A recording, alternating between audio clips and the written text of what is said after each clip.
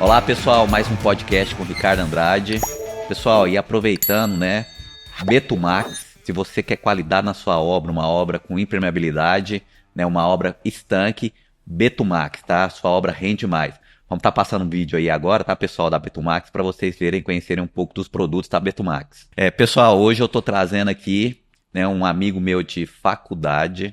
Eu tive a oportunidade de conhecê-lo, né, a gente ficou mais próximo durante o mestrado, devido às afinidades, o dia a dia, a dificuldade que nós tínhamos, né, fazer o mestrado, estagiar, trabalhar, tentando, né, crescer, almejar alguma coisa na vida aí, e muito comum, né, então eu trago aqui um amigo meu, considero um amigo que a gente já conversa há muito tempo, né, Wilson? É o Wilson Marques.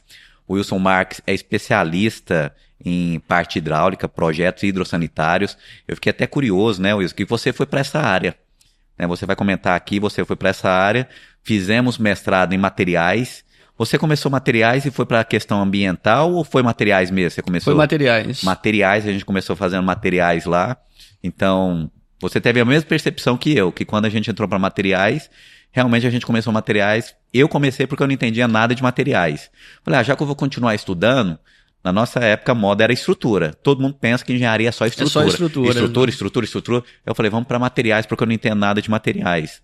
Eu comentei que materiais eu acho interessante, porque o pessoal sempre perguntava, Ricardo, por que está acontecendo esse problema aqui? Você olhava uma mancha amarela, aí eu falava, infiltração. Ricardo, por que está essa fissura aqui? Infiltração. Ricardo, ou seja, as manifestações patológicas só tinham uma resposta e não sabia como que ocorria o processo físico-químico.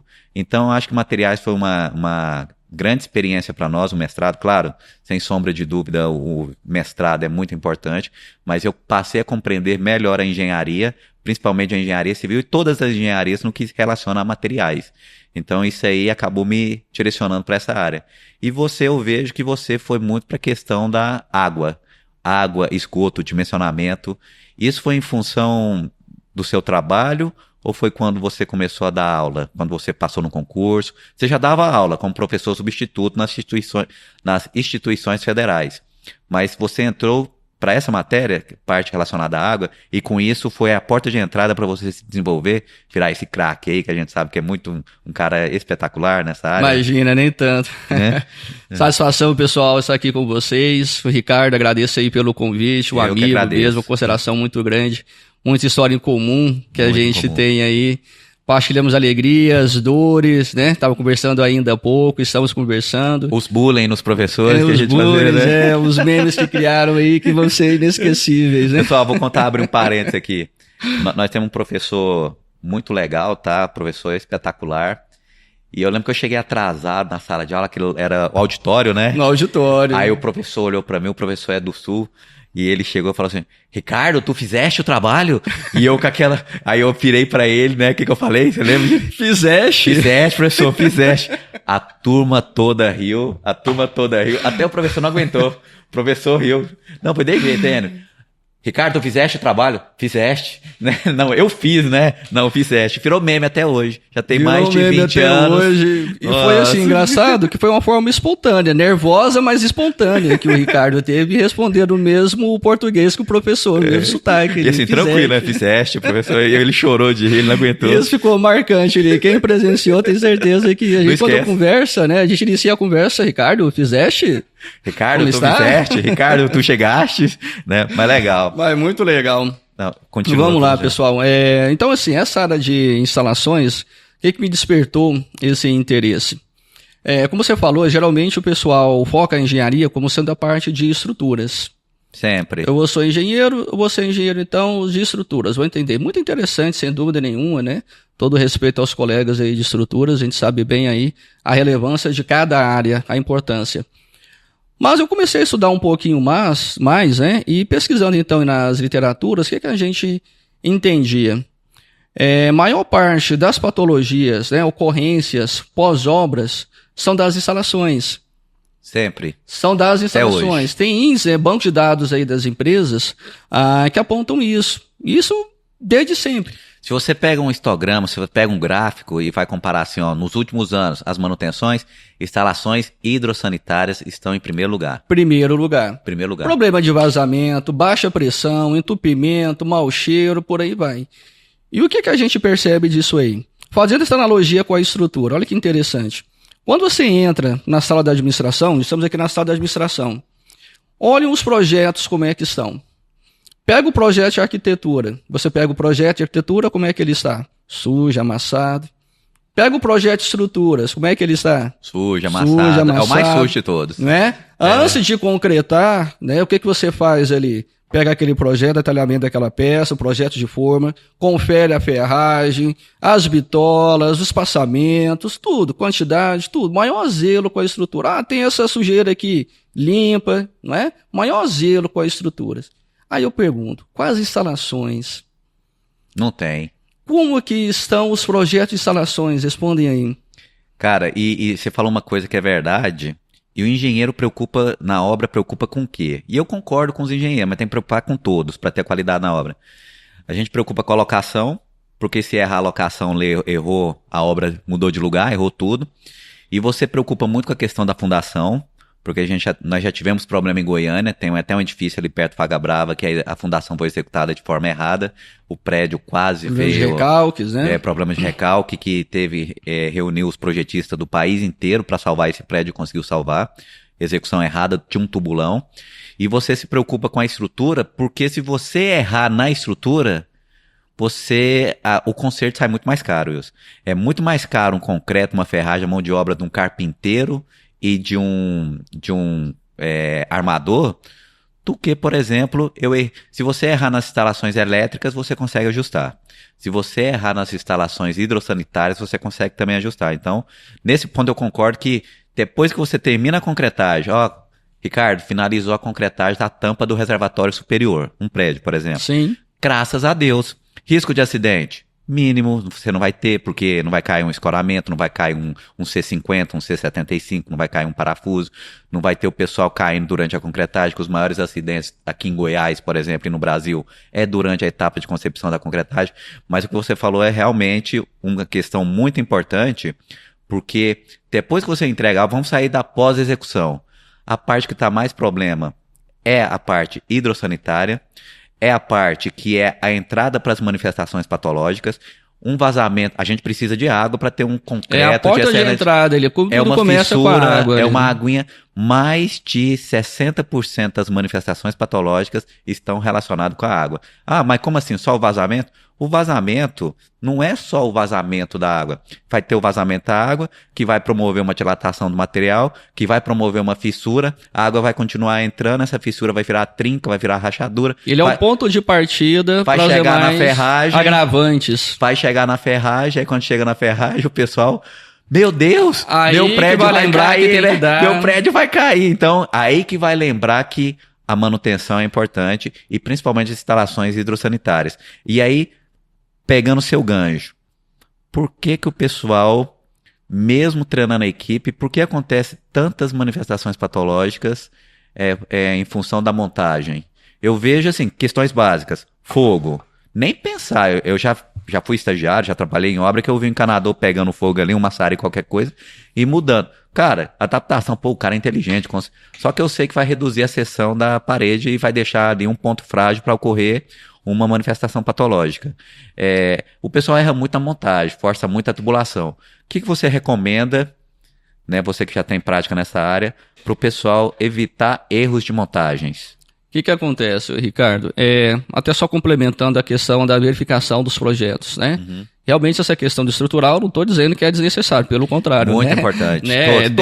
Deve ser feito isso, é o processo correto, parabéns, é assim mesmo. Só que aí a questão por que não faz isso também com as instalações?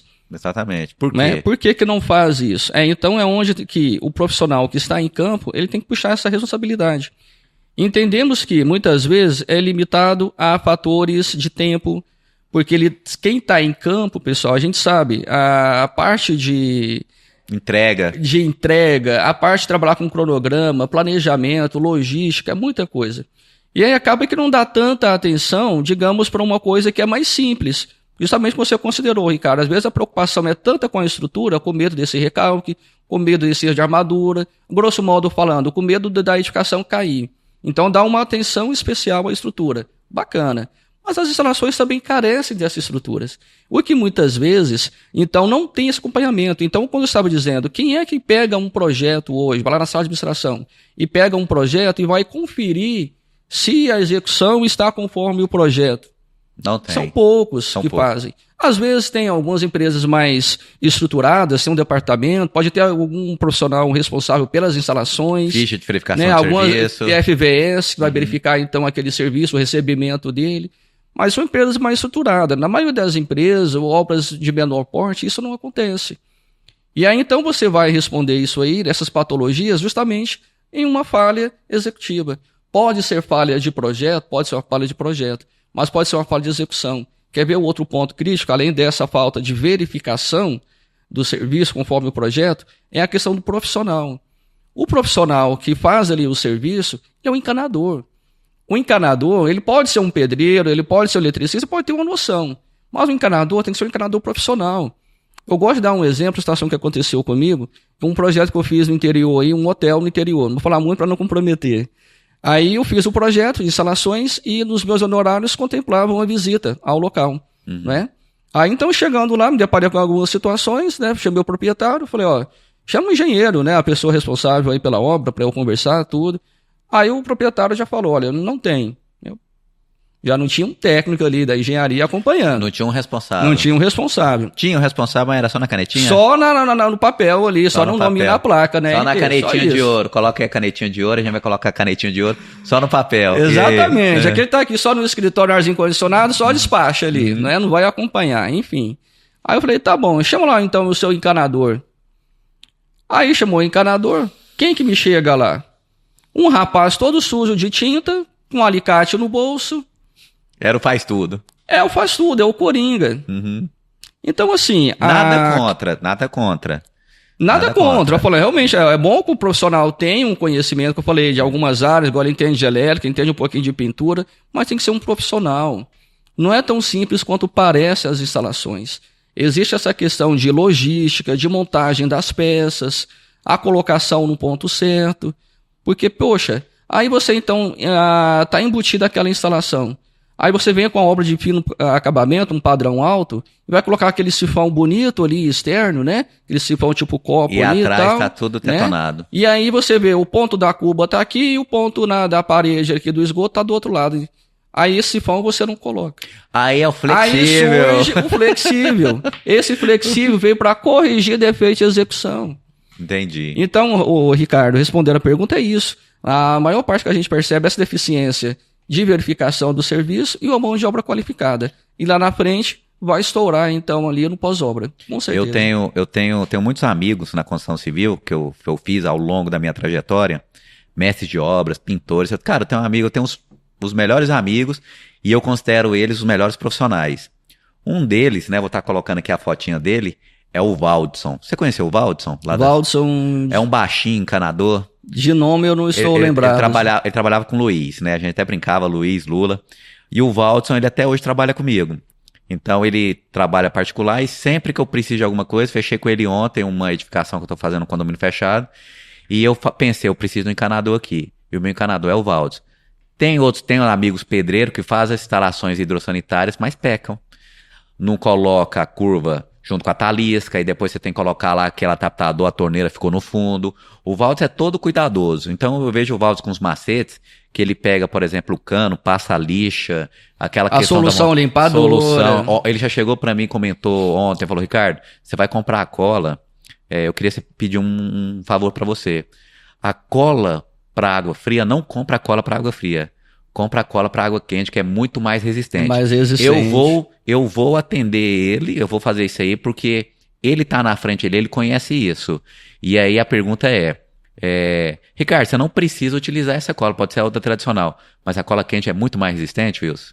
Bem mais resistente, Ricardo. E tem outras cores também que associam justamente sobre isso. Vermelho, ela é vermelha, uma cola vermelha. Vermelho, que é da tubulação de água quente, para colar um CPPC, por exemplo. Então, realmente, a durabilidade, a resistência da cola para a água quente, ela é maior do que com relação à cola convencional para água fria.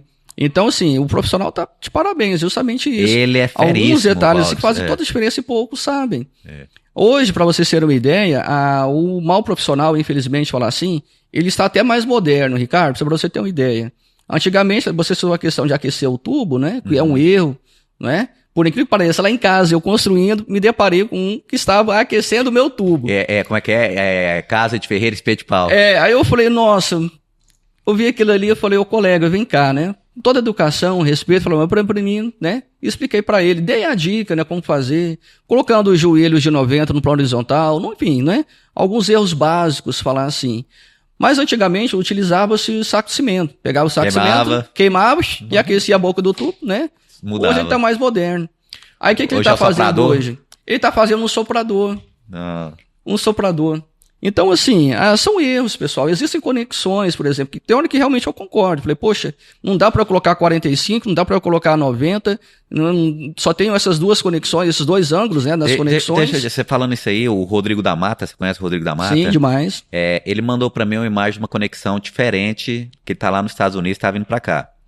Aí ele tá acompanhando uma construção lá e mandou para mim a foto de uma conexão que nós não temos aqui. É como se fosse um joelho de 90, é um joelho, é uma curva, só que você tem a curva e na parte de cima tem um cano. Nós não temos essa conexão aqui. Ele mostrou para mim, eu falei, interessante, essa conexão eu não tenho aqui. Nós temos, ela chama uma conexão chamada curvar. Ela é a parte fixa e ela gira aqui na parte de cima. Não, ela é fixa. Ela imagina a curva aqui, ó. Tá a curva aqui, eu coloquei em cima da mesa a curva aqui. Fechei, tá a curva aqui. E bem no centro aqui da curva, tem um cano saindo pra cima. Tá. Então, não temos essa conexão aqui. Não, essa aqui não. Então, ele me mostrou, né? Vou até mostrar aqui, né? Vou tá colocando aí, pessoal, pra vocês verem. Vou mostrar pro Wilson aqui agora. O Rodrigo me mandou. E eu achei bastante interessante. Quer ver? Eu vou te mostrar aqui agora, o Rodrigo da Mata. Enquanto isso, o que nós temos? A conexão curvar que eu citei, ela acompanha isso. O ângulo que ela faz diferente, ela tem uma parte fixa e a parte de cima ela é móvel. Então você pode ajustar o ângulo que você quer. Realmente algum espaço que ele é menor, apartamentos hoje, alguns banheiros são pequenos. Então realmente para você fazer essa junção, esse emaranhado de conexão, realmente você vai ter uma dificuldade de trabalhar com esses ângulos de 45 ou 90. Então essas as alternativas, né, de conexões, mas não aquecer o tubo, pessoal, isso é inaceitável de um profissional. Eu não achei aqui, mas eu achei diferente essa conexão. Aí eu fiquei pensando, por que a gente não tem essa conexão aqui e lá eles têm essa conexão? Aí eu fiquei refletindo aqui. Nós temos as normas que padroniza todas as conexões, dimensões e tudo. Por que a gente não conseguiu, questão de normativas diferentes? Você acha que é isso? De processos fabricantes também, né, que a gente observa. Porque nós temos aqui a nossa NBR 8160, por exemplo, do ano de 99. Nós temos a de águas fluviais, a 10844, de ano de 89, 10 anos mais velha. De lá para cá, muitas coisas mudaram. E por que você acha que não está tendo essa atualização das normas? Por conta dos fabricantes. Não, desculpa, a de atualização de norma está em processo já de revisão. Está em processo de revisão? Assim como tivemos a atualização da 5626, que é de água fria e quente, unificou, não é água fria e quente, no ano de 2020 essas normas foram atualizadas, unificadas. Muito em breve estará sendo atualizada também a de esgoto e água pluvial. Que são normas antigas. Mas está demorando, você não acha não? Está demorando e muito. Por que está acontecendo hoje? Falar de boas práticas, né? Antigamente as edificações tinham limitações de altura. Tinha. Eram 5, 6, 8, 10, eram arranha-céu, pavimentos, né? Hoje temos prédios aí acima de 300, né? Aqui no Brasil, vai agora o Dubai, está mais de 1.000 metros, né? E como fica o comportamento dessas tubulações e instalações para uma norma que à época não tinha certificações altas? Entendi. Então algumas patologias estão sendo corrigidas pela expertise do projetista. Só uma pergunta, uma curiosidade, você deve saber de cabeça, melhor do que eu, a pressão para dutos. Então, tubulação de água fria, a pressão máxima que é admissível? 40 metros coluna de água. Ou 400 kPa? Ou 400 kPa. Entendi. É a pressão máxima. E água quente tem também essa questão? Não tem nada? Água quente ela também limita a 200 né, metros coluna de água. Perdão, 20 metros coluna de água ou 400 kPa. Né? Entendi. A limitação. Agora, por falar em pressão, uma situação interessante é a pressão também hoje nos tubos de esgoto e pluvial. Sim. Olha que interessante. Nós temos pressões que são positivas e pressões que são negativas em tubulações de esgoto e pluvial.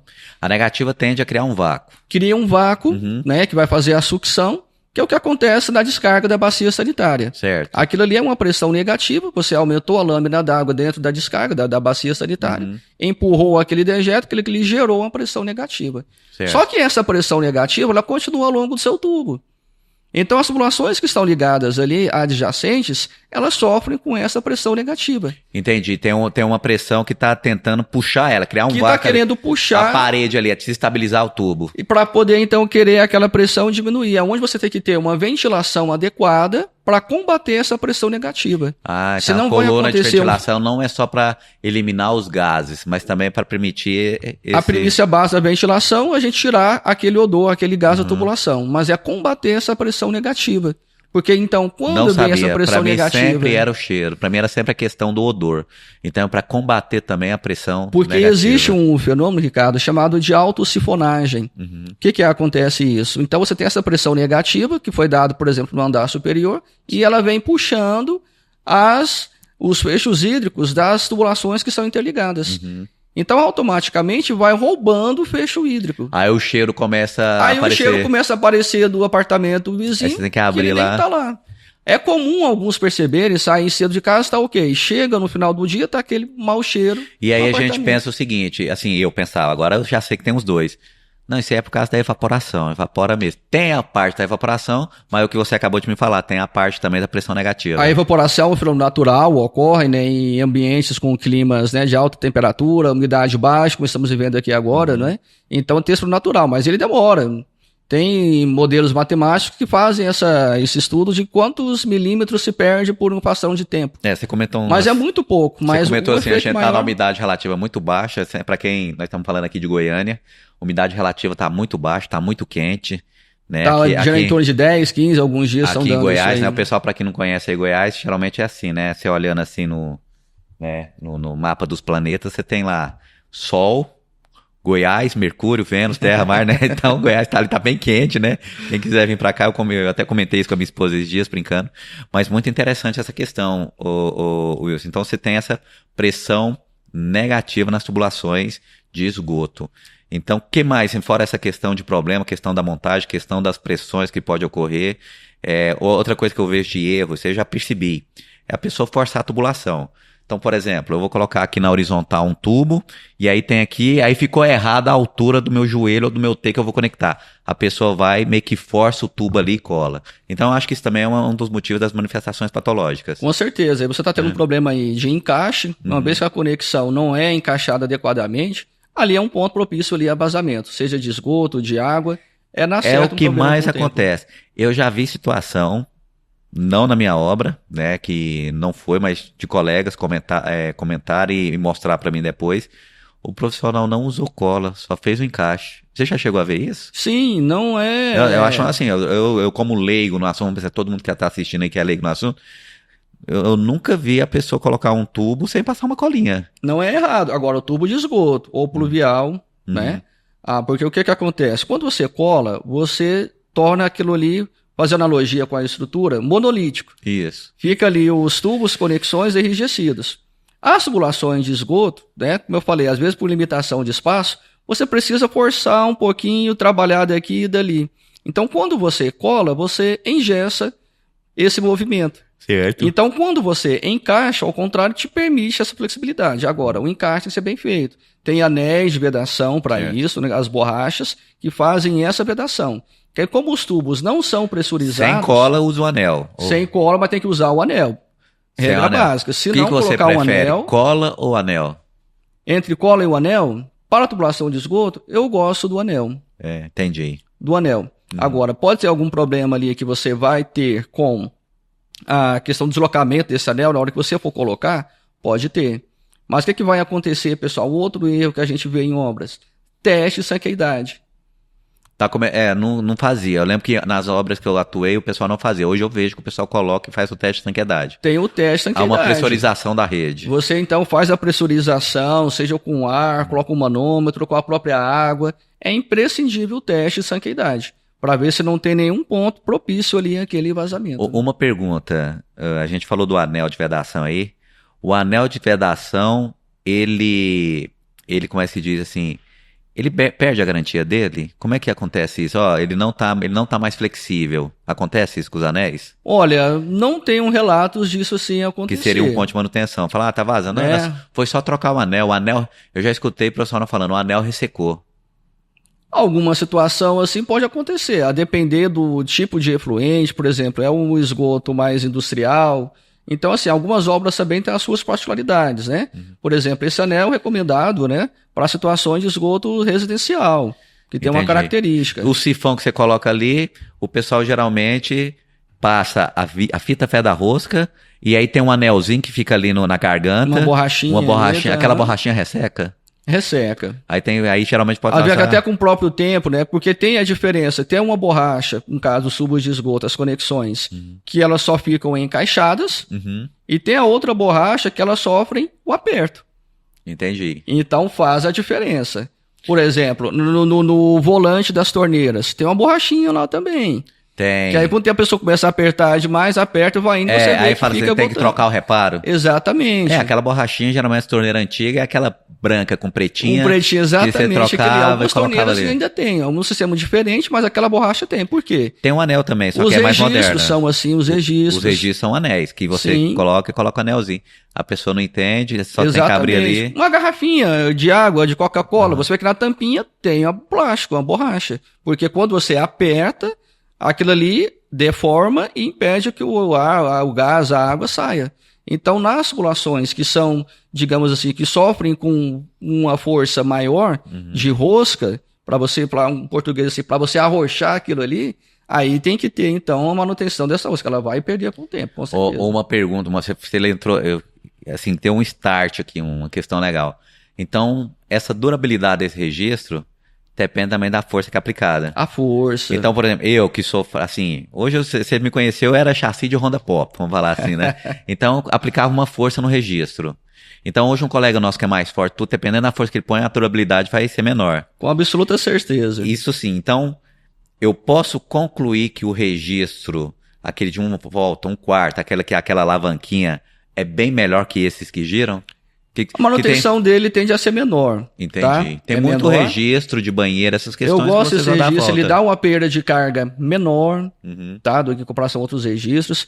A grande diferença é também que ele não aceita. Ou ele está aberto ou ele está fechado. Isso. Ele não pode ficar no meio do caminho. Entendi. Igual outros registros de gaveta, de pressão ficam. Né? Você pode ajustar girando, né? Um volante abrindo ali. Ou fechando. Esse é aberto ou ele ou é aberto ou ele é fechado. Esse de um quarto de volta. Né? Agora, uma situação interessante, essa questão aí de força, né? É em relação até ao uso da veda rosca. Tem situações que a pessoa, né, tá tendo algum vazamento ali, ela quer colocar, né, o excesso ali, colocar muita fita veda rosca. Aí pega ali a torneira, quase gasta um rolinho daquele fita veda rosca. Fica dessa grossura. Aí você quer colocar em um joelhinho ali de 3/4 ou de meia. E força no joelho. Aí força. Aí você vai colocar. Quebra o joelho. Aí é aquela situação, você vai fazer um aperto, né, se você vê que você vai forçar demais, a torneira fica pra cima. Ou se você voltar, aquela sensação que fica frouxa. Isso. Não é? Aí a pessoa quer fazer o quê? Quer forçar. Isso. Ela vai estourar depois ali o joelho. Não tá conectado ali. Excesso de força. Entendi. E tem gente que acha que vai fazer a vedação, é a veda rosca. Ela é para corrigir algum defeito de rosca. Ela resumindo, não precisaria dele, então? Tem conexões, Ricardo, umas conexões mais finas de água quente, água fria, que você tem um engate metálico e tem ali o engate da torneira. Você nem coloca a veda rosca. É só aquele metal com metal. Mas por quê? Um metal de primeira linha, que a rosca tá bem feita. Eu peguei a torneira, vou conectar num joelho, numa bucha de latão, né, ali, que eu sei.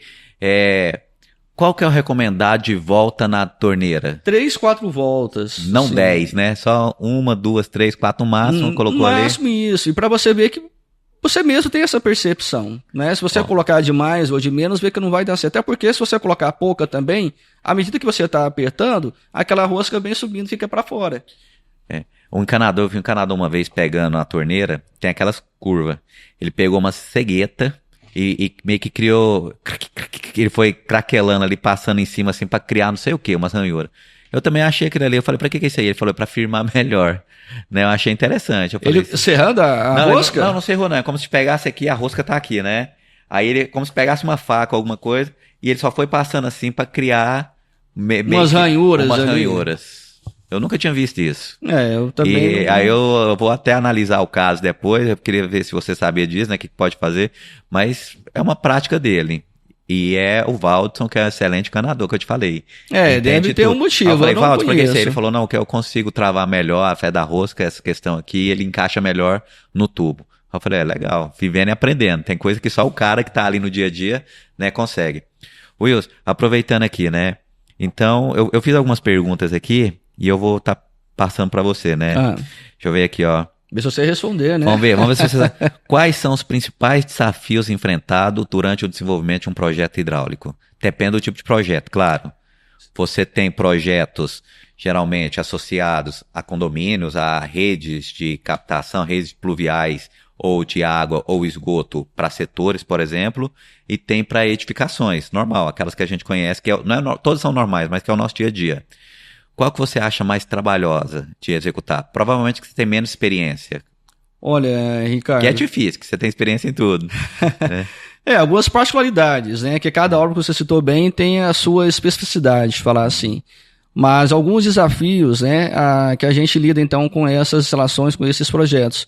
Um que eu vejo é o estudo da pressão. Aquela pressão que, às vezes, ela é insuficiente. Né? Nós temos algumas situações que, hoje, banheiros, chuveiros... Tem duchas aí com 30, 40, 45 litros por minuto, né, de vazão. Então, assim, a norma estabelece para nós que temos que ter uma pressão mínima nos pontos de utilização de 1 metro por coluna de água. Mas para esse chuveiro, né, é certo que não vai dar esse 1 MCA. Então, em algumas situações, é preciso até conhecer também qual a necessidade do cliente, assim como os arquitetos fazem, né, quando vai elaborar um projeto, senta lá com o cliente, qual que é a sua necessidade, o que você quer? Então, para o projeto de instalações, de repente, segue o mesmo caminho. Chegar com o cliente e falar, o que você quer? Você quer um chuveiro mais confortável? Você quer, então, os ambientes, o tipo de registro que você quer, um registro em cima? Você quer os 2 registros com tempo misturador? Você quer o monocomando? Então, também essas conversas, né, com o cliente fazem toda a diferença na hora de você fazer um projeto de execução. Tem gente, por exemplo, que não gosta do acabamento do registro visível. Prefere embaixo e na bancada, escondido. Então, assim, essa conversa com o cliente que eu vejo é uma grande necessidade. Ou talvez com o arquiteto também, mas nem tanto com o arquiteto, porque na verdade é do cliente o gosto. O projeto é para ele, a execução é para ele. Não é? Então, esse é um ponto que eu vejo de questão de pressão. O estudo da pressão é muito importante nisso aí. Tá? Outro ponto, em relação até mesmo à pressão, mas com a arquitetura, porque então, poxa, agora eu não tenho essa pressão. E aí? Eu preciso elevar a altura do meu reservatório. Isso eu não consigo, isso que eu ia chegar nessa pergunta. Eu não consigo elevar a altura e não consigo mudar o diâmetro, que é as opções que eu creio para você aumentar a força que está saindo da água ali, que é a pressão, força sobre área. O que você me diz dessas máquinas de pressurizações? É alternativo, não temos escapatória. Se eu não consigo mexer no diâmetro, eu não consigo elevar a altura desse reservatório, pressurizar, não tem alternativa. Para mim é o último caso, tá? Porque eu prefiro trabalhar com isso. Já tive uma situação, Ricardo, interessante, um condomínio que eu dei uma consultoria, que foi a seguinte: o reservatório já estava no seu limite de altura, e aí então verificamos ali com o manômetro, a pressão não estava suficiente, era justamente um banheiro lá que o cliente queria colocar um chuveiro maior. Então não tinha pressão suficiente para esse chuveiro. Só mijava aquela água. Era parecendo aqueles lava-jatos, sabe? Aquele de poço que tem aqueles rolos assim, aquela água para todo lado ali, saindo daquele chuveiro, é uma loucura. Esse banheiro, chuveiro hoje, né, estão bem legais. Mas o que aconteceu então? Tivemos que mexer no diâmetro. O diâmetro estava de 50. Para eu poder aumentar a minha pressão, olha um erro interessante que muitos cometem. Eu faço essa enquete na graduação, na pós-graduação, e muitos erram. Se eu quero aumentar a minha pressão, eu tenho que aumentar ou diminuir o meu diâmetro? A pressão... Eu quero aumentar a pressão. Não, se eu entendendo isso aí, pelo que eu entendo pela teoria, você tem que diminuir o diâmetro. Diminuir o diâmetro, porque pressão é força sobre área. Se você tem uma mesma força para uma área menor, sua pressão é maior. Essa é a minha lógica. Errado. Errado? Errado. A gente sabe que tem que aumentar a área. Mas, por exemplo, vamos pensar o seguinte, assim, eu vou me defender aqui. Você falou o seguinte, eu tenho um papel. Se eu pegar um papel, eu vou pegar esse lado da lapiseira aqui que é maior. Esse diâmetro aqui é maior, ó. Eu sei que tem que aumentar o diâmetro da tubulação, mas vamos aqui pela pressão, a pergunta que você fez. Se eu aplico 10 kg aqui no papel, vamos supor que eu não furei o papel. A minha pressão aqui tá X. Pressão é como se fosse tensão, força sobre área. Então eu apliquei aqui, beleza, 10 kg não. Se eu virar a lapiseira agora, Diminuir Vai exercer uma pressão maior. a pressão maior. Então, mas eu reduzi ou aumentei a área nesse caso aqui? Aí você reduziu. E a pressão ficou maior ou menor? Aumentou, ficou maior. Aumentou. Então, eu estou justificando o meu raciocínio. Do lado de materiais, de estruturas. Isso. Correto. Agora, tubulação, eu sei que para aumentar a força da água, para eu aumentar a vazão, eu tenho que aumentar ali que a velocidade dela é constante. Ou não? Eu tenho que aumentar o diâmetro. Depende do diâmetro, né? Eu tenho que aumentar Se o diâmetro é constante, a velocidade é constante. Então, na tubulação, eu sei que para corrigir, aumentar a força que sai ali, não é pressão, vou falar a força de água que sai, que eu tenho no chuveiro, a diâmetro do chuveiro é o mesmo, mas eu quero aumentar aquela força saindo ali. Eu tenho que ir lá atrás e aumentar um diâmetro para ela chegar com mais força aqui na frente. Ou eu aumento o diâmetro, ou eu elevo a altura. E aí? Vamos lá. Essa conceituação pressão, força sobre a área, corretíssima, claro, é indiscutível isso daí. Uhum. Mas qual a diferença do ponto de vista hidráulico? Uhum. Se você reduz o diâmetro, existe um conceito que é de perda de carga. O que é perda de carga? É perda de pressão. Por que ocorre a perda de pressão? 2 motivos. É o atrito, quando a água está passando pela parede do tubo. E muitas curvas. E as conexões, que são as perdas de cargas, então, localizadas. Então, a perda de carga contínua, que é ao longo do comprimento devido ao atrito, e a perda de carga localizada, que são as mudanças de direção. Por isso é muito bom, às vezes, ficar mudando demais um traçado. É horrível. Trabalhar com joelho, é bom trabalhar com curva, que tem uma perda de carga menor. Que é mais suave ali para passar. É mais suave para fazer a mudança de direção. É só a gente pensar, a gente escorregando, né? Vou colocar uma foto do meu filho aqui, né? A gente lá no Hot Park descendo aquelas tubulação lá, você entende por quê?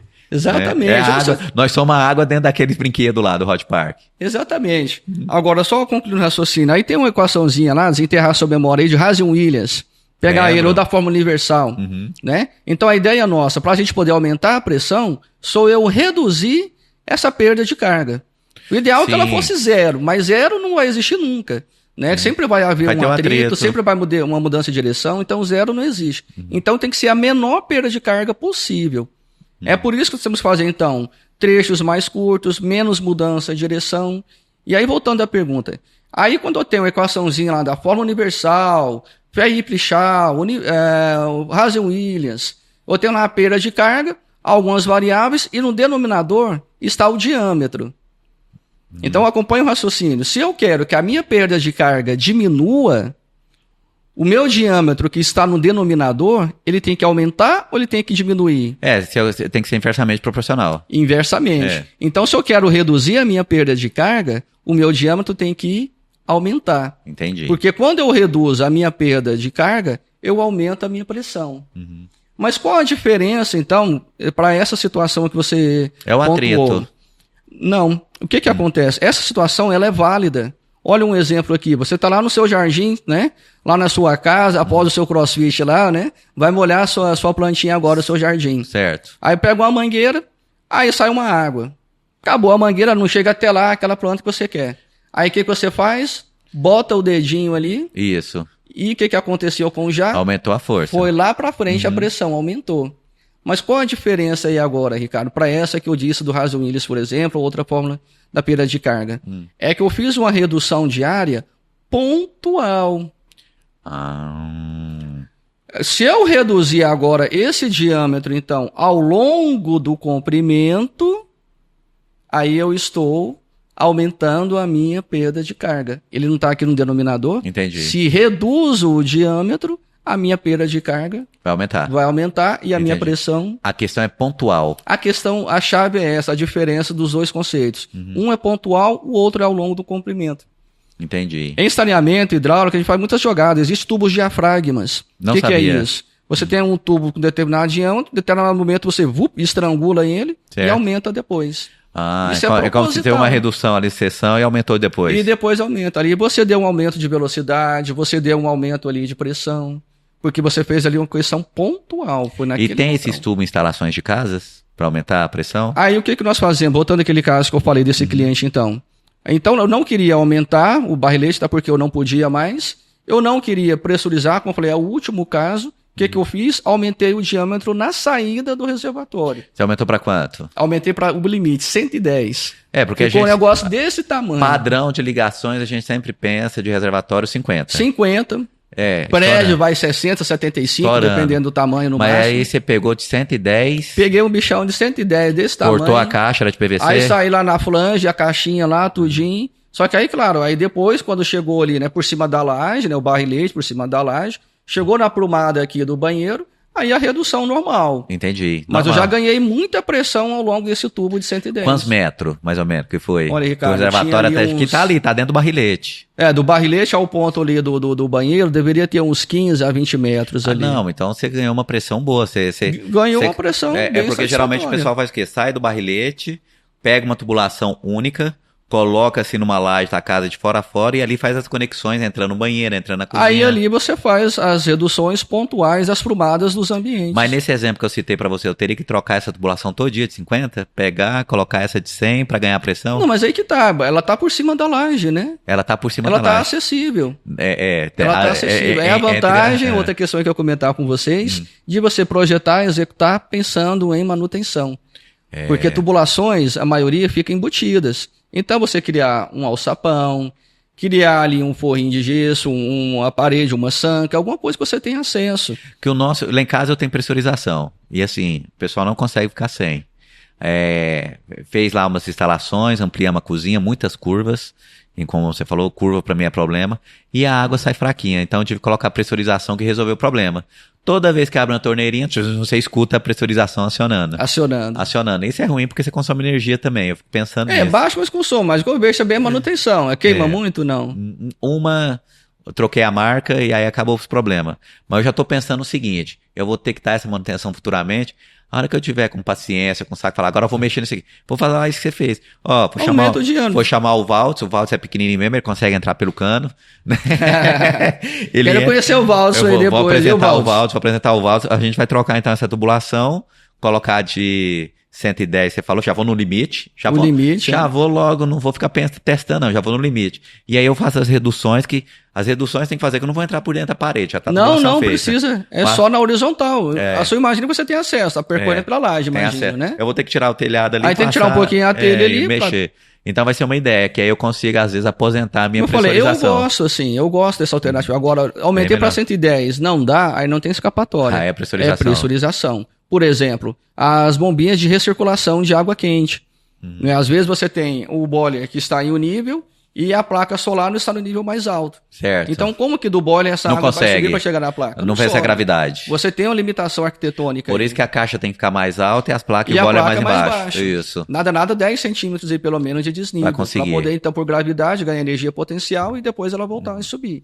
Exato. Mas então, nesse caso, se você não tem essa diferença de cota, a bomba é inevitável. Tá. E outra pergunta, Wilson. Quais são as principais ferramentas que você tem observado, que evoluiu, que um projetista, um profissional da construção civil para dimensionamento de redes tem que utilizar? O que você tem observado de ferramentas, softwares no mercado? E tem ajudado ou não? O que você tem visto? Tem, principalmente uma questão importante, Ricardo, que é o BIM. Seu conhecimento aí de muitos, a plataforma BIM, embora BIM não é um software, né? É uma concepção. BIM é um conjunto, né? Um sistema de gestão, é outra história. O BIM não é Revit. Tem gente falando fazendo um curso de BIM. O que tá fazendo é Revit. O Revit é uma ferramenta para você tentar ali compatibilizar todos. A compatibilização em si, que é o BIM. E aí depende se você vai utilizar um SketchUp, se vai utilizar um Revit, se vai utilizar um ArchiCAD. Aí é preferência do projetista. Mas você consegue formar o arquivo que a gente fala, o IFC. Sim, que consegue fazer essa que é a linguagem dos projetos, todo se lê e se vê, não é? Então, realmente... Então, existe essa questão hoje muito importante, que é a de compatibilização. Porque, quer ver, voltando à questão, por uma ordem lógica, né? Começamos pelas estruturas. E muitas vezes, né, não temos esses projetos compatibilizados. Os projetistas nunca se viram, nunca se falaram. Chegam todos os projetos, tá na obra, você tá aqui, ó, aquele pacotão, né? 80 pranchas, 200 pranchas, você tem que, né? Na obra tem que executar isso aí. Eu vou te falar, já passei por esse problema. Eu tô com os dois, tô trabalhando com os dois, graças a Deus. Assim, amigos que eu conheci lá atrás e são excelentes profissionais. Eu tô trabalhando com o Antônio André, o Tonho, que era meu encarregado de elétrica dos prédios, e com o Valtson, que era o meu encarregado do hidrossanitário. Hoje nós estamos em casa. Então acontecia o quê? Acontecia do Valtson chegar, Ricardo, né? Você já solicitou material, eu vou estar start aqui nas prumadas, os fechamentos das prumadas aqui no subsolo, pra gente jogar pra rede pública. Legal, manda ver. Passava um tempo, chegava o Antônio, que chama ele de Tonho, Ricardo, vou fazer o fechamento, né? Vou fazer as eletrocales e tal, do fechamento já da parte elétrica. Pode fazer. Já pedi o material, o projeto tá aí, né? Beleza. Aí passava meia hora, o Tom chegava. O Antônio, né? Ricardo, exatamente o Valdes, onde eu vou passar a eletrocalha lá que tá no projeto aqui, o Valdes passou a tubulação dele, de água pluvial, o fechamento dele. E aí? E aí, é o Ricardo vamos lá. Refazer e tirar. Vamos lá, o Ricardo lá. Ó, desloca 30 centímetros aqui e tal. Mas resumindo, isso aí é falta de compatibilização. Então, eu citei um exemplo, mas tem inúmeros em apartamento. Um exemplo pior. A altura do forro, a altura de tubulação que não cabe dentro do shaft, que o arquiteto coloca uma dimensão, mas não faz a compatibilização junto com o projetista. Então, aquele shaft não vai estar. Então, até aquela mesma compatibilização, o cara deixou um shaft, sei lá, 15 por alguma coisa, só o tijolo ocupou isso aí. Então, faltou essa compatibilização. Esses são problemas que realmente o pessoal, essa nova geração que eu falo assim, de projetos, estão atentos a isso. Mas muitas construtoras ainda têm um certo preconceito. Ainda patinam, deslizam nisso aí. Quer ver uma situação pior, Ricardo, que você está falando então de estruturas também? É quando tem interferência em estrutura, uma viga. Às vezes, aquela agressividade, se é uma tubulação de água fria, quente, que ela é pressurizada, você consegue contornar, né, e segue a pressão. Tudo bem que pode ser que vai perder alguma pressão, né? Mas enfim, mas não teria tanto problema. Agora, quer ver uma tubulação de esgoto ou pluvial. Você vai mudar de mais direção, você não, ou o que alguns vão fazer? Vão lá e vão furar a estrutura. Vão querer quebrar viga, quebrar pilar, daquela famosa escariada, né? Que eles falam ali, meter a marreta ali na estrutura. Ou então fazer o furo igual você falou, contrata o pessoal que faz furo em viga, aqueles equipamentos que tem aquelas, né, que você consegue... Um serra-copo, ou então tem até aquelas máquinas grandes mesmo que o pessoal corta. Uma perfuratriz. Perfuratriz. Então você tem perfuratriz de diâmetro de 25, de 38, de 75, de até de 100, e aí acaba cortando ali a ferragem, a armadura. Então isso aí eu tive que fazer nessa casa aqui que eu tô executando, a gente já assumiu ela com a estrutura pronta. Não deixar as passagens. E aí o eletricista, Ricardo, não tem que passar a mangueira. Então, se eu fosse rebaixar ali a viga muito alta... Ia perder o pé direito. Ia perder o pé direito. O que eu fiz? Eu fiz uns furos na viga. São furos pequenos que eu utilizei o pacômetro, passei o pacômetro... Fazer um scanner ali, identificar a armadura, né? Armadura, eu consegui fazer os furos, não peguei nenhuma ferragem. Mas é ruim você fazer isso. Se tivesse a compatibilização antes, eu já estava prevendo ali. Exatamente. Deixa a tubulação aí. Na concretagem daquela peça ali estrutural, já previa, então, aquela camisa, né? Aquela passagem, né? Que não iria fazer a concretagem naquele ponto, né? Então, o pessoal corta muito. E o diâmetro, qual você, que eu te atrapalhei, mas você falando, o diâmetro de 100, né? Então, acontece muito esses cortes. E aí, abala a estrutura. Pode abalar. Sim, tem a NBR 6118, né, que 2020, 24, né, ela teve atualização. Ela foi recente, né, projeto de concreto armado. Ela te permite fazer esse furo, né, mesmo que não esteja previsto no projeto estrutural aquele furo, ela te permite você na obra assumir. Mas tem a distância e tem um local que você pode fazer o furo. Só que aí tem um critério, ela traz lá todos os critérios quesitos para você obedecer. A distância do apoio, na zona que é aqui de tração. No momento, nem pensar. Maior momento positivo ali. Geralmente é próximo dos cortantes. Que ali é onde, né, o concreto está trabalhando, né? Então ali você não vai tirar o concreto para perder resistência na peça. Então fura ali na zona de tração. Mas agora o cuidado justamente esse. Vou furar. Ok, localizei tudo isso aí que a 6118 está me recomendando. Ok. Mas e na hora que eu vou furar? Que certeza que você tem que não vai pegar uma armadura? Você não tem, você não está vendo. Não está vendo. É onde, então, um pacômetro, o equipamento... Para quem não conhece o pacômetro, estou colocando aí uma imagem de um pacômetro, tá? O pessoal vê, então utilizamos pacômetro. Sim, e cuidado também com marcas, sem nenhuma propaganda aqui, que tem uns que dão alguns delay. Eles dão algumas falhas, né? Então é bom ter alguns... Tem diversos preços, né? Sim, eu vi pacômetro mais de 15 mil reais. Exatamente. Né? Então, cuidado com essas marcas, né? Com preço, suspeitem, façam testes antes, né? Para ver se realmente está tudo batendo. Feito isso, podem seguir tranquilo, fazer o furo, tá? Com segurança, passar a sua tubulação, mas o ideal é mais barato, né? Porque um furo desse ou perfuratriz, ele é caro. É caro. Né? Mais interessante você fazer o quê? A compatibilização. Então, a resposta à sua pergunta, um desafio que hoje nós temos, a ferramenta riquíssima, que ainda é pouco utilizada, é a compatibilização com a ferramenta BIM, né? Você faz o projeto aqui em Goiânia? O pessoal de contrato, como é que você... Faço projetos. Você faz o projeto e você utiliza projeto o BIM? Hidrossanitário, né? Combate a incêndio. Você está fazendo... Então, eu vou colocar aqui o contato do Wilson, meu amigo. Então, você faz o projeto de combate a incêndio. Hidrossanitário.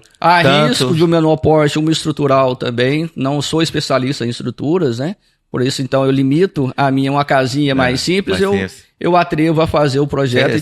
A minha casa eu fiz, até hoje está bem. Tá bem, não, é a sua casa, né? Se você e fez outros sua casa. Também eu tenho especializado aí nessa parte de menor porte. Hidrossanitário, você tem feito, então, muitos hidrossanitário, aí não tem limitação. Se é uma casa, é uma indústria, é um prédio, isso aí a gente tem feito.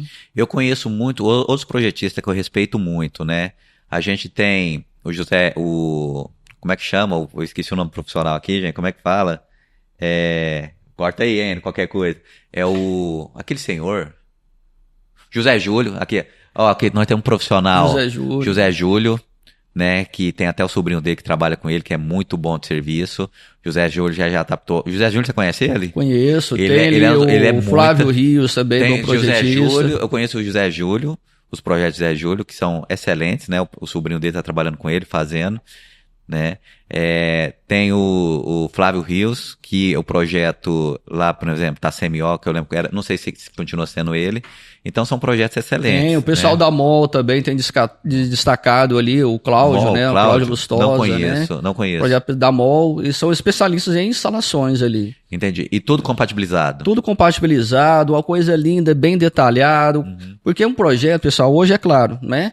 A questão do aspecto visual diz muito. Antigamente tínhamos uma limitação, era só uma linha, um trem ali assim, hoje, né? Não, hoje tá hoje é uma coisa, uma maquete eletrônica, um 3D, é uma coisa fantástica. Só falta explodir para facilitar a montagem, né? Só que o cuidado hoje de projeto, hoje não é só desenho. Um projeto, ele tem que ter informações técnicas também. Não é só você operar um software. Um software é uma ferramenta auxiliar. Mas, por exemplo, eu dou curso de software, por exemplo, vou falar o nome aqui, eu dou curso aqui do QI Builder.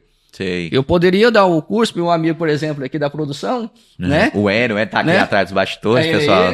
Né? Vou dar o curso aqui para ele que eu vou ensinar passo a passo a operar o software. Ele vai fazer o projeto. Só que na hora de gerar os resultados, é outra diferença do quê? Do conhecimento do projetista. Analisar, criar notas, criar recomendações, fazer memorial descritivo, especificação. Não adianta você só aprender a mexer na calculadora se você não sabe o que você está buscando. Se você não sabe, saber conta, né? A calculadora vai te auxiliar, mas se você não sabe o que está te dizendo aquele resultado, então o software é a mesma coisa. Temos excelentes ferramentas no mercado, mas elas por si só não te fazem um bom projetista. Um bom projetista é aquele que pensa em questões técnicas, soluções econômicas para o cliente. Isso aí você entrou num ponto legal. Soluções econômicas, quando você fala em economia, geralmente na construção civil eu associo economia a um produto com qualidade e essa qualidade ser sustentável. A gente fala da norma de desempenho. A qualidade ela tem um ponto também ali, o valor dela. Se você abaixa muito o valor, é difícil você ter a qualidade. Você quer ver, Ricardo? Eu dou um exemplo. Meus projetos, pessoal, a grosso modo, vou falar assim, ele é caro. Ah, Wilson, você cobra tudo isso? Não vou falar o valor aqui, quem quiser me procura aí depois. Certo. Mas olha o diferencial, sem me gabar. Eu penso na situação econômica do meu cliente. Certo. Porque muitas vezes, poxa, você acha caro, Ricardo, tá pagando isso aqui para mim? Você não sabe, então, o que você vai gastar de material lá na sua obra. O que você vai gastar de mão de obra, de manutenção.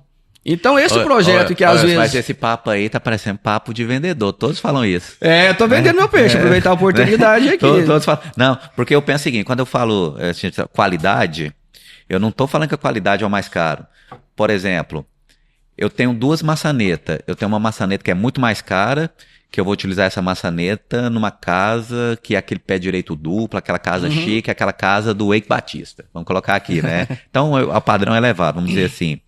E eu tenho aquela maçaneta que é uma qualidade inferior, que eu vou, inferior em comparação a essa que eu estou te falando, né, que eu estou comparando, mas que vai ser utilizado, por exemplo, numa porta de escola.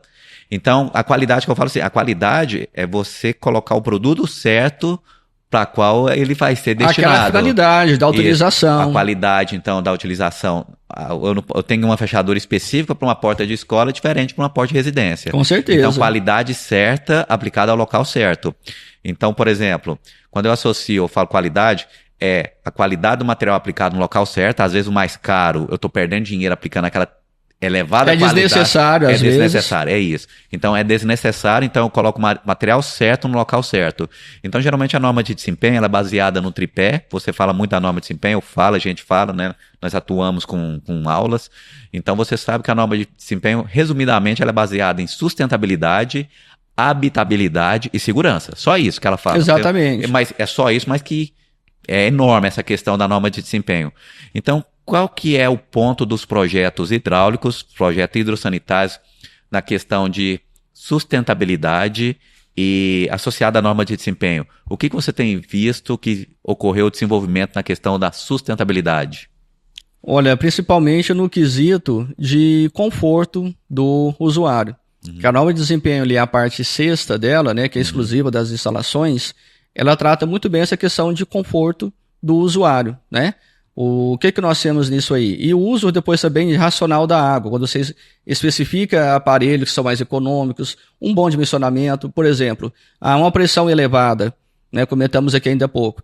Eu não vou trabalhar com uma pressão, também não com uma pressão tão alta, porque uma pressão tão alta vai me ocasionar o quê? Um consumo maior de água. Concordo. Então é onde a gente, né, pensando nessa questão de sustentabilidade, né, do ponto de vista aí ambiental, né, a gente então atenta a isso, em ter uma pressão que seja confortável para o usuário, mas ao mesmo tempo que você não gere um consumo desnecessário, elevado. Concordo. É tanto que você tem hoje em casa um consumo de água, se você vai para prédio, sua mesma família, seus mesmos aparelhos, o seu consumo em prédio é maior do que em casa.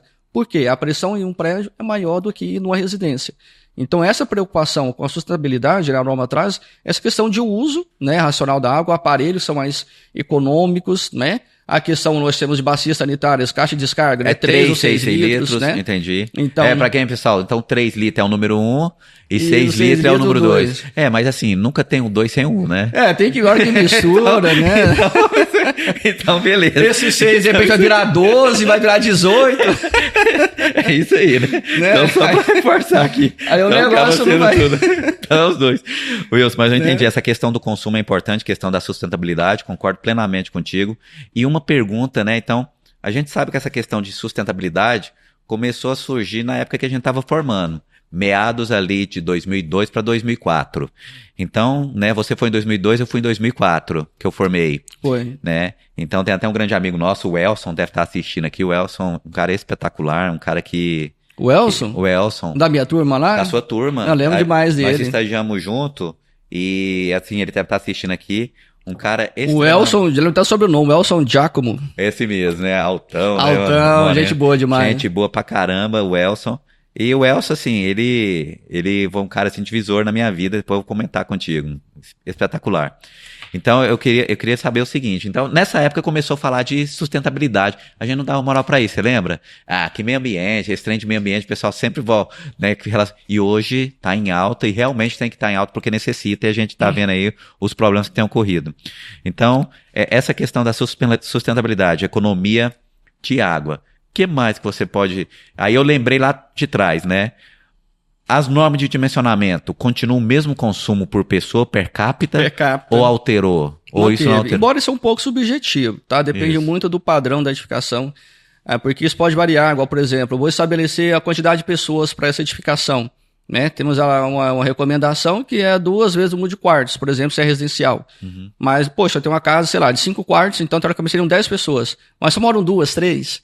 Enquanto tem casas que... E o consumo continua o mesmo ou você acha? O per capita continua o mesmo. Mas só uma questão importante, aproveitar a oportunidade aqui, Ricardo, para reforçar essa questão de sustentabilidade. Certo. Então, além dessa questão do consumo de água, tem uma questão que foi desencadeada nessa época mais ou menos, foi a questão do reuso de água cinza. Muito. Aproveitamento de água de chuva, tá? Embora aqui, uma opinião minha, eu, Wilson, aqui para Goiânia, nosso período chuvoso é muito pouco, né? Intensidade você baixa. acha que fazer esse investimento é alto?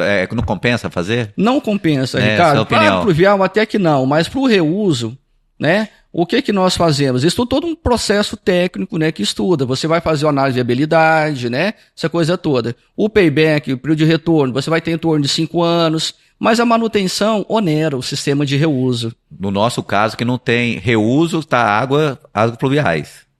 Posso aproveitar a água de chuva, né? Posso ir um reservatório, aproveitar essa água. Mas, assim, é muito pouco o benefício dela. O de reuso, eu tenho uma quantidade de água maior, pode atender a minha demanda, porém a minha manutenção, o investimento no meu sistema é maior.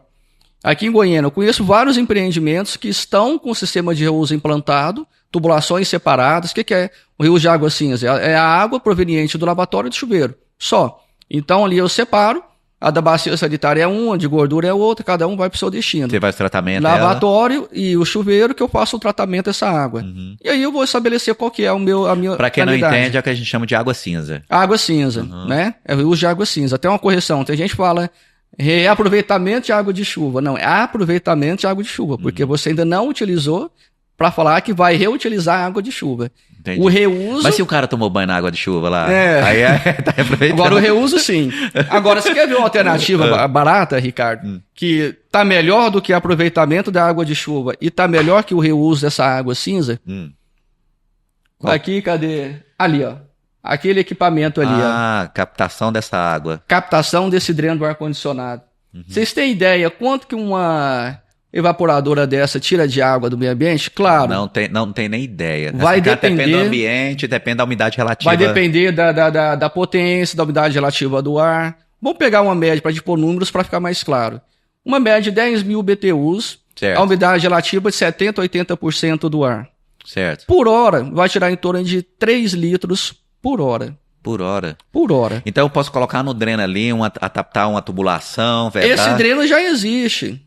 Já existe esse dreno. O meu lá em casa Só joga que na onde calçada. ele vai jogar, né? Até outra questão depois, né? Vai jogar na rede pluvial, vai jogar na rede de esgoto, né? Rede pluvial, o nome diz, é água de chuva, não é? Então qualquer outro efluente que chegar não é caracterizado água de chuva. Essa água que ele tira da umidade, né? Porque o pessoal, só para entender, né? O ar-condicionado funciona como? Ele pega o ar que tá aqui dentro, passa ali dentro, refrigera ele, nesse processo de refrigeração, gera essa água que sai lá para fora e o ar retorna frio. E eu vou tirando a água dele. Por isso que o pessoal, às vezes, quando dorme com o ar-condicionado muito próximo a noite toda, acorda com a garganta... Ressecada. Minha garganta tá ruim e tal, por causa do ar-condicionado. Essa água, quais são as propriedades dessa água? Olha, Ricardo, a propriedade dela, um estudo que nós fizemos, até acompanhei alguns trabalhos assim de caracterização dessa água, ela não apresenta contaminação. Em alguns casos, tem muita quantidade de enxofre, dependendo da situação que está, por exemplo, a região mais central, muitos veículos, ela não é potável. A fumaça, as coisas, ela não é potável. Entendi. Tá? Não é tratada para fins potáveis. Isso bem claro. Nenhuma água, nem água pluvial, nem água de reuso, elas não servem para fins potáveis, tá? Que isso fique claro. Mas só concluir o raciocínio. Então, uma máquina dessa, 3 litros por hora. Estamos aqui nesse prédio. Quantas máquinas dessa tem? Quantas horas por dia ele vai funcionar? Vamos jogar no mínimo em umas 5 horas, um período ou mais. 8 às 18 aqui, no caso ele aqui, 10 horas, né? Vamos Mas tirar quantos andares? Pois é, entendi. Quantas máquinas? Aqui uma sala, quantas máquinas? Esses prédios, quantos aparelhos? Hoje tem aparelho de ar-condicionado até em varanda, é climatizado. Até a cozinha é climatizada. Até em banheiro. Né? Tem banheiro. Então isso, uma unidade de apartamento. Pessoal, eu digo para vocês, é água que você não dá conta de utilizar. Você pode utilizar na descarga, porque é um crime, pessoal, estamos em período aí de escassez de água, muitas cidades com falta de água mesmo, tá? Isso é uma questão séria, ambiental, uma questão de sustentabilidade. A água está acabando, essa água potável está acabando. E nós aqui no Brasil, por uma cultura nossa, achamos que tem demais. Vamos jogar ela na descarga, vamos jogar ela na irrigação. Na realidade... Lá fora, outros países, é um crime você fazer. O pessoal não preocupa porque não atingiu eles. Fala, não, isso aqui não vai me atingir. Questão ambiental, questão de queimada, tá tendo aí. Mas fala, vou preocupar não, tô longe disso. Mas na realidade tá bem próximo. Tá pegando todo mundo. Lá no norte, mundo. falar assim, que era uma bacia hidrográfica maior do mundo, falar assim, você vê rios lá secando.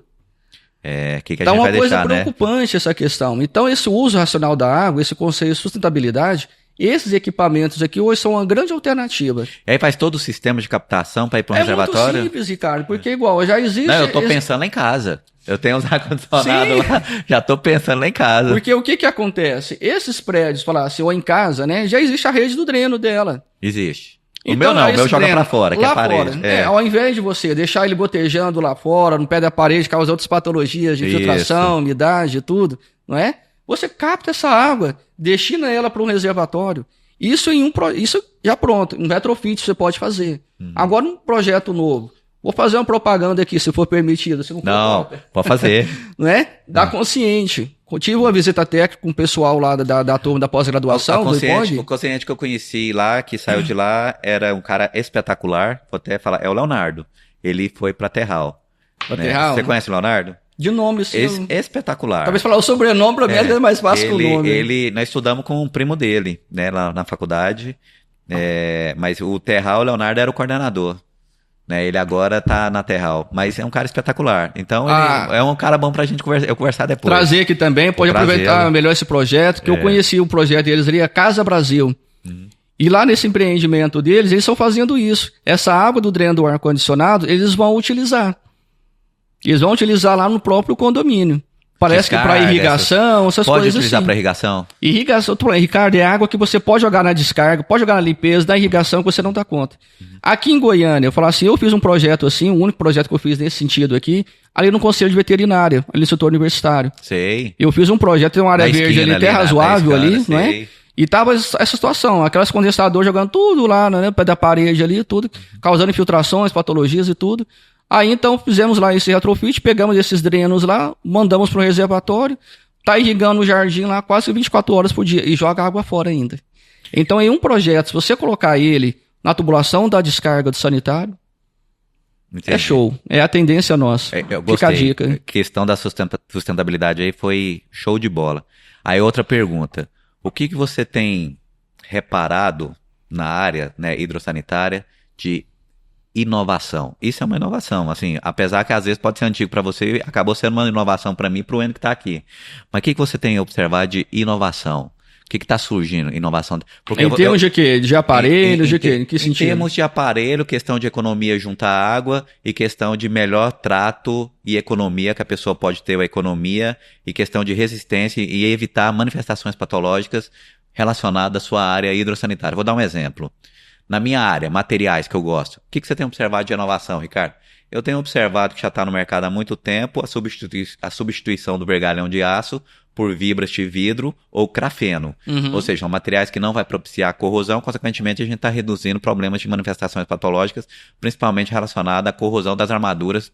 A gente fala corrosão do concreto, mas é corrosão das armaduras. Então eu vou ter estruturas mais duráveis. Eu não vou ter o problema de fissuras e trincas da oxidação da ferragem. Vidro, por exemplo, não vai ter esse problema. E nem o grafeno, né? Já que o grafeno não permite, por exemplo, ele tem 3 vezes a sua resistência à tração comparado com o aço convencional que a gente conhece, e ele não propicia a divulgação, a promoção da corrente elétrica. Se eu não tenho corrente elétrica, eu não tenho oxirredução. Então, isso é uma novidade. O que você tem observado, por exemplo, novos materiais? Só uma pergunta, eu não sei se tem novos materiais para tubulações, diâmetros novos, equipamento você citou que tem 3, 6 litros, o pessoal tem utilizado bacias, caixas acopladas, porque realmente é uma questão de economia, é muito maior do que aquela tanto de água que ir embora. Apesar, eu prefiro aquele outro, né, que vai a água embora e tal, mas isso é questão de conceito e de usuário, né? Que cada um opta essa na questão escola. de conhecimento. Mas o que você tem observado que tem surgido no mercado ou você acha que está meio devagar ainda? Tenho assim, alguns pontos, já comentamos aqui, mas outros que eu gostaria de pontuar. Por exemplo, a questão do ruído, voltando à norma de desempenho, né? Temos tubulações hoje que são anti-ruídos, tubulações de esgoto, por exemplo. Não é? A Manco, a Tigre, né, as duas principais fabricantes aí, aqui do Brasil, elas têm, né, a linha dela, a Tigre tem a linha Redux, a Manco a linha Silentium, que é aquela questão do ruído que a norma hoje limita. Por exemplo, quem mora em apartamento, e se o seu projeto, se o seu empreendimento não está adequado à norma, você ouve quando o vizinho dá a descarga, do vizinho de cima. Se você ouve de cima ou de baixo, te ouve quando você dá a descarga.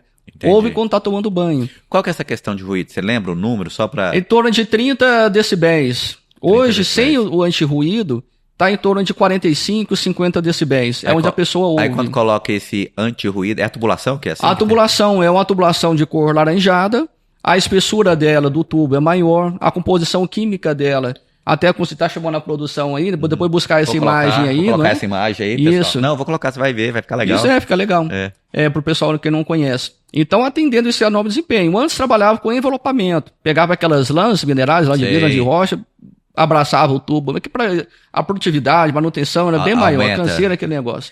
Aí perceberam a sacada, né? Falaram, pô, então já vamos criar uma tubulação logo, né? Foi inteligente. E seja assim, foi o que os fabricantes fizeram. Então, esse é um ponto bem legal aí, atendendo a norma de desempenho, né? Que estamos falando.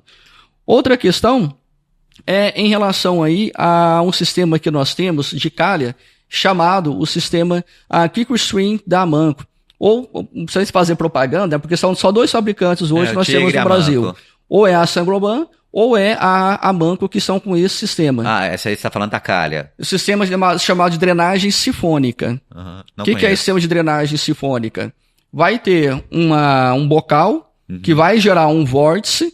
Aí nós falamos ainda há pouco a questão de pressão negativa. Então, quando essa água está sobre a calha, ela vai girar esse vórtice, pode até procurar também essa imagem aí, não é? Da Manco Quick Stream, vai girar esse vórtice, vai gerar essa pressão negativa e vai puxar essa água da calha. Quem nunca brincou com isso? Assim, você quando era criança, sua casa tinha tanque? Sim. Você enchia de água? Aí soltava, aí você ficava girando. Que cria. Exatamente. Até puxa, cria essa pressão, faz até um assovio, ele puxa mesmo ali, não é? E o que acontece? O que tem de inovação nisso aí então, Wilson? Vamos lá. Hoje, esses tubos de água pluvial, por exemplo, 30% em média é a taxa de ocupação, 70% é ar. Então você vai para grandes coberturas... Isso aí a gente aprende na faculdade, né? Que você tem um tubo de 100, não significa que ele vai pegar 100, vai pegar no máximo ali 70% dele. Vai pegar 30%. Então você vê grandes coberturas, hipermercados, shoppings, aeroportos, aqueles tubões lá de 200, 300 milímetros, uns bichão desse tamanho aqui.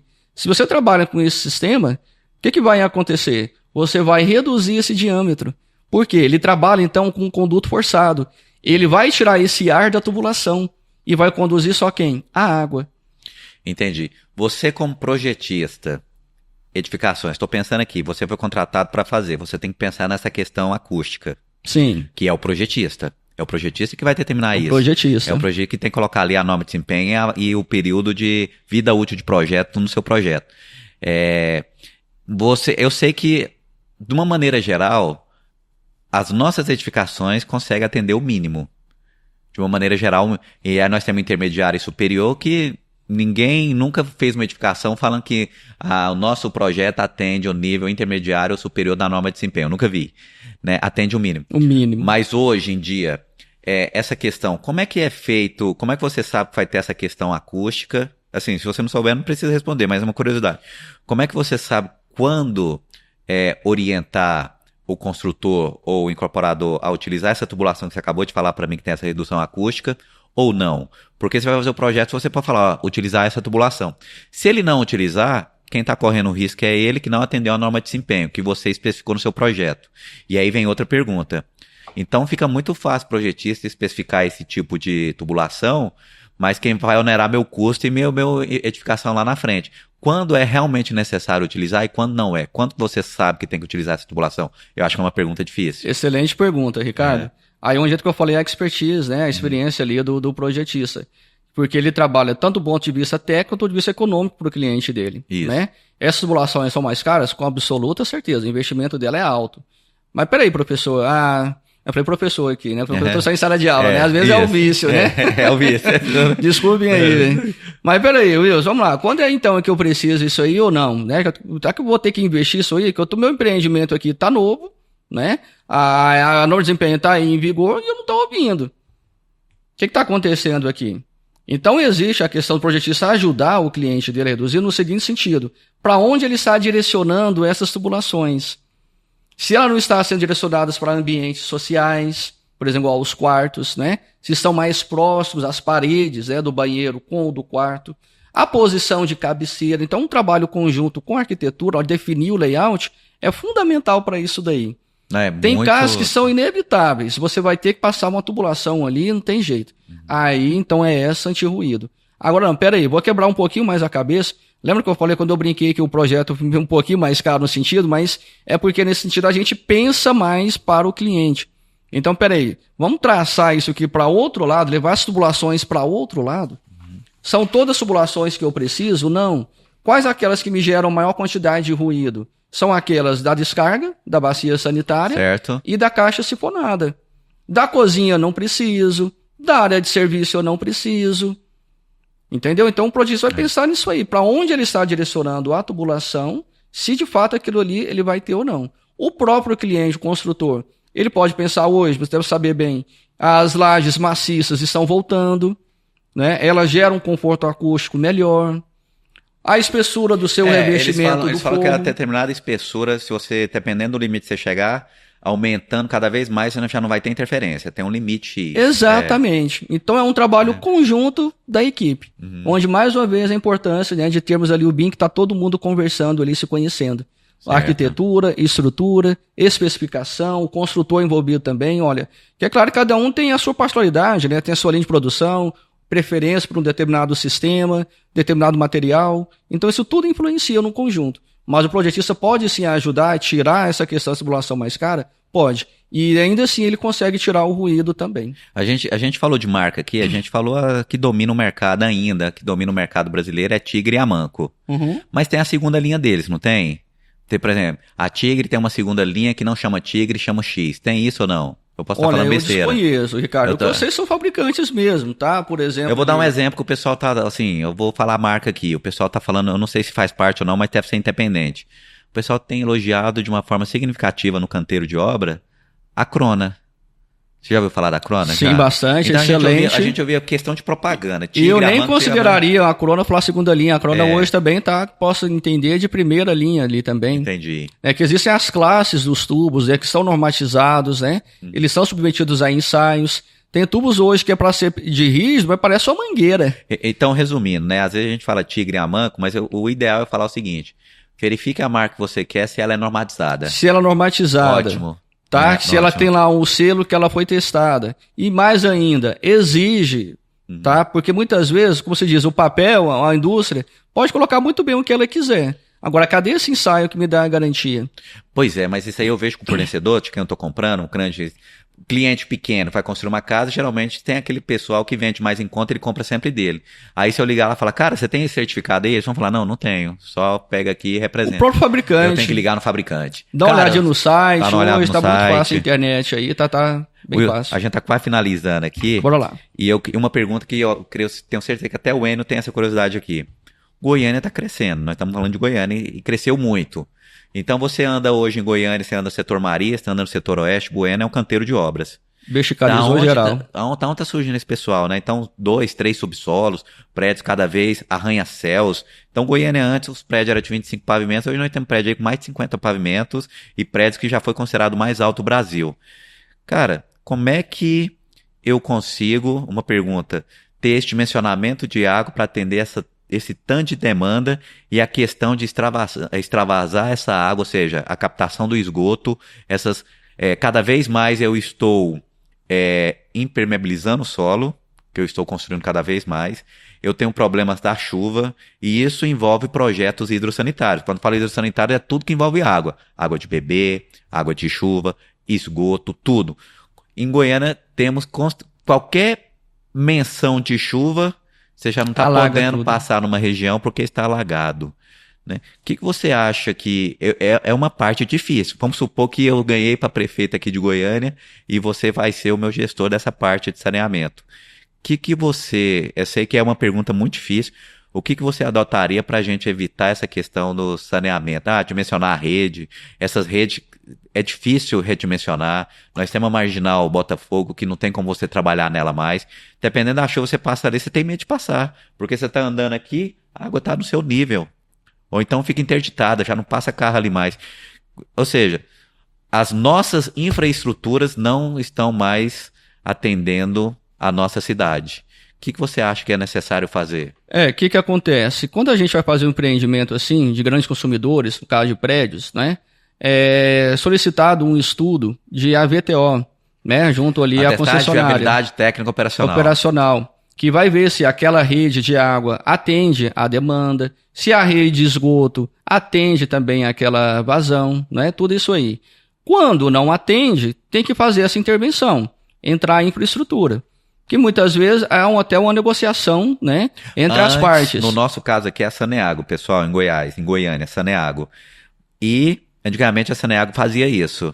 Por que eu entendi que a Saneago tinha que fazer isso? Porque na hora que você vai pagar a conta e tudo, para onde vai esse dinheiro? Para o tratamento da água e exatamente para a concessionária.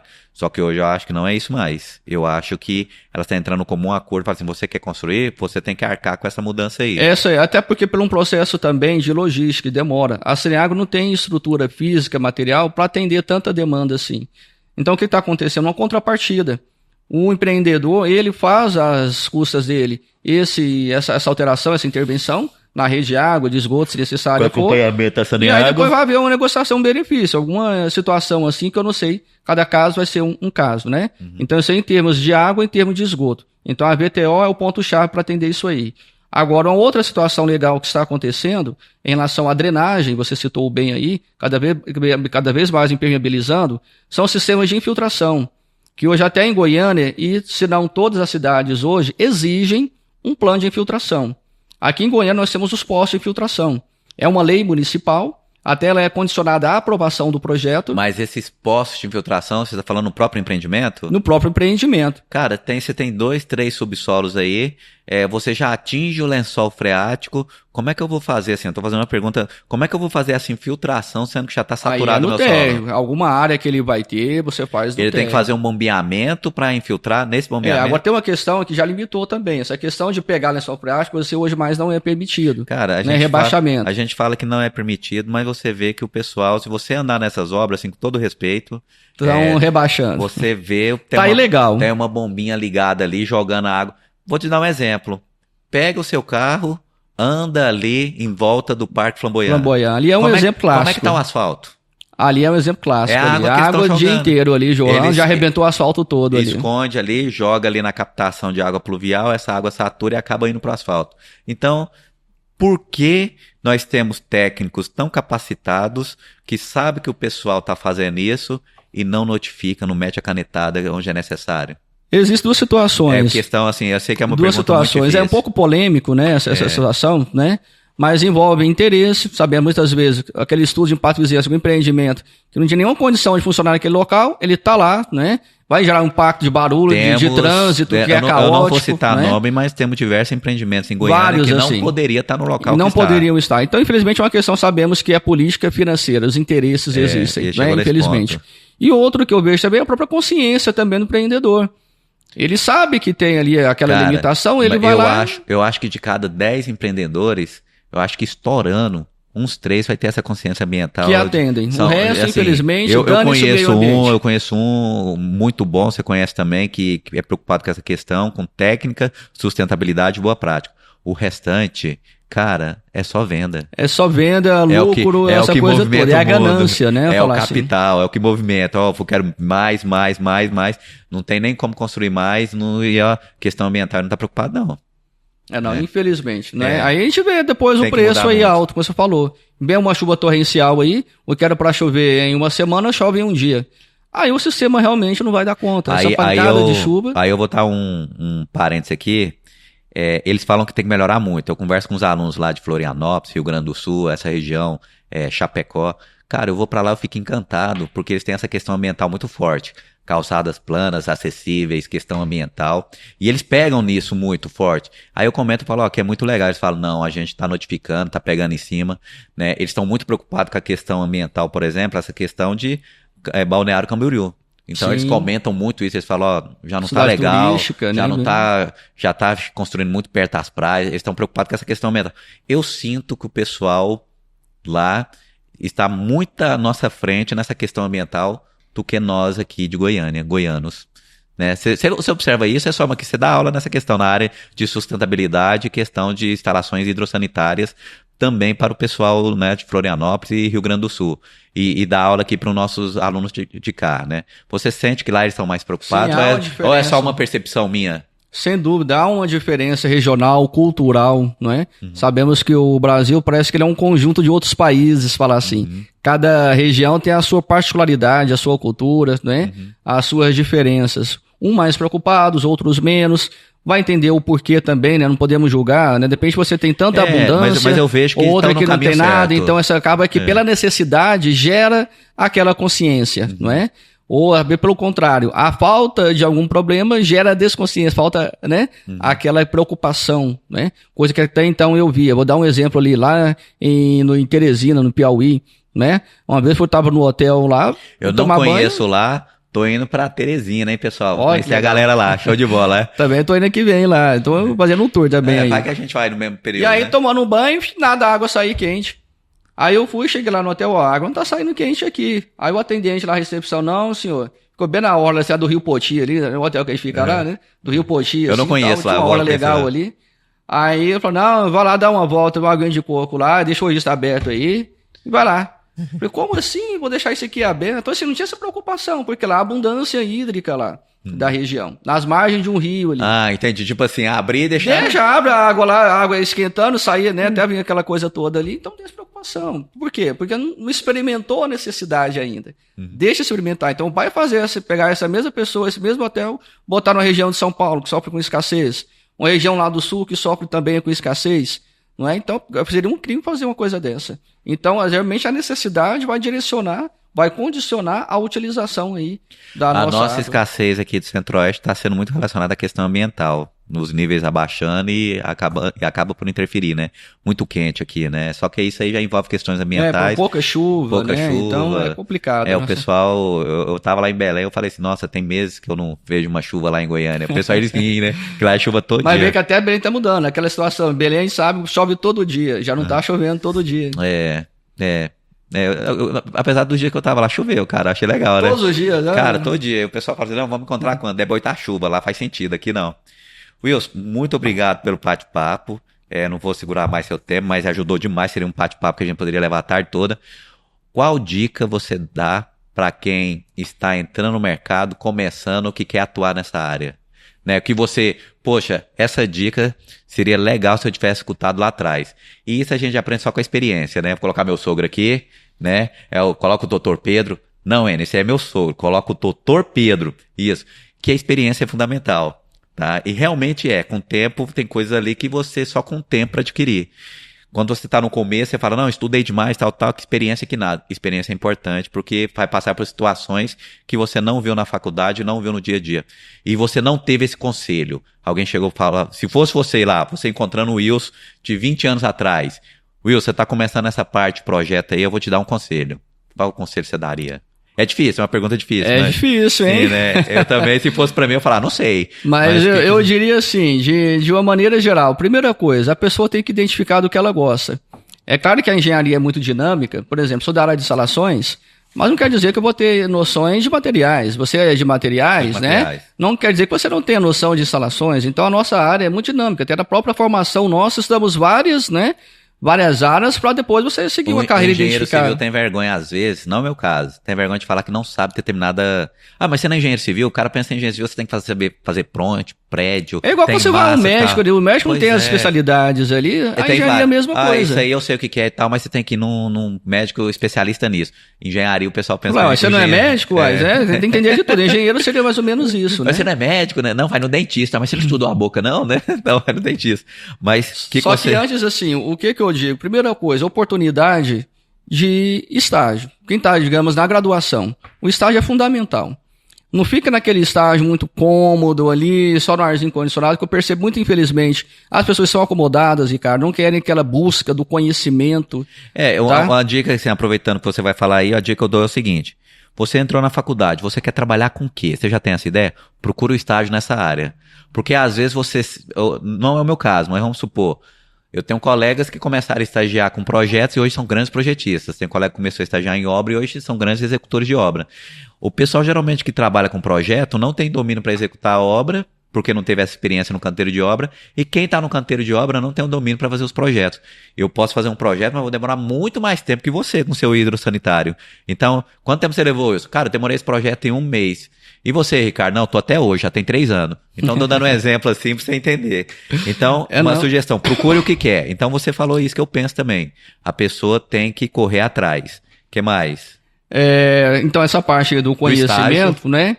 E aproveitar essa dinâmica que a engenharia te favorece. Por exemplo, estar numa empresa que você vai ter, por mais que você não goste, por exemplo, de obra, tem gente que vai escolher, eu não gosto de obra, estar em canteiro. Eu gosto de estar em escritório. Vou dar um exemplo, que eu trabalhei lá na época da Moreira Hortência, hoje é CMO, o Marcelo, né, a época foi meu estagiário, o dono da empresa, eu vi do dono da empresa, né, do Boassi. É o dono da empresa. Foi meu estagiário, e ele me falou, ele não gosta de obra, em canteiro. Assim, ele não gosta, mas é um cara excelente em obra. Mas ele gosta, mas ele não gosta, mas ele tá em obra, ele entende, não é? Mas o forte é o quê? Que ele sai em escritório, a parte de gestão, tudo, né? Hoje, assim, ele deve estar assistindo o podcast, né, o Marcelo, ele é um cara espetacular na área comercial. né? Ele é referência. Então é isso. Só que antes, então, de você ir para aquela área que você... Identifique, não quer aquilo, passou por aquilo. Mas você tem que passar. Pode ser que você não goste, mas passe. Sabe por quê? Porque muitos projetistas mesmo, que eu vou dar uma experiência, um caso para vocês, que nunca pisou num canteiro de obras, Ricardo. Como que eu vou fazer um projeto se eu não tenho experiência como que é a execução? Um exemplo, eu gosto de orçamento. Como que eu vou fazer o orçamento se eu não sei o que é um canteiro de obra, se eu não sei como que é fazer um projeto? Entendi. Então, para você ser um especialista, só que antes de chegar em especialista, experimenta um pouquinho, dá uma pingada em cada área, por mais que você não goste. Igual na medicina, fazer essa analogia que é bem fácil de entender. Eu não gosto daquele A medicina cara, tem a residência. Certo. Não é? Vai passar na residência de pediatria, na residência de mais o quê, residência naquilo, residência naquilo, até depois o cara escolher, não, agora eu vou especializar nessa área. Então, da mesma forma, engenharia. Sai pingando o conhecimento um pouquinho, até porque é bom profissionalmente você falar. Por mais que você não goste, mas é interessante a gente conhecer um pouquinho, igual você entende de instalações, não é? Não está atrelado só à sua patologia. Até porque, para você tratar a patologia, tem que estar causando ela. Não, a questão da patologia é que ela não é um ponto único, são diversos fatores. É dinâmico, são vários fatores. Assim, eu costumo falar assim, a gente está finalizando, mas a patologia você pode estar inserindo ela no projeto, na execução, nos materiais, na ausência de manutenção e na usabilidade. Então, tudo ali pode estar ensinando a patologia.